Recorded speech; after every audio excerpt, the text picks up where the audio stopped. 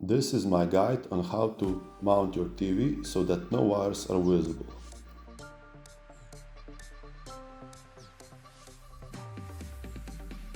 This is the finished TV in my kitchen. Now you can see the lower 7 amp socket in a cabinet.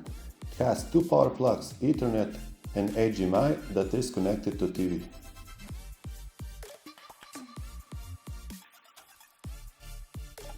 This is the middle wall socket. It has two power plugs, in-wall charger USB-C and USB-A, Ethernet and USB and HDMI that are connected directly to TV. Now you can see that behind the TV socket it has two power plugs and Ethernet. Then there are three HDMI cables and USB cable coming directly out. Now this is how it started. Let me explain all the wiring and connections.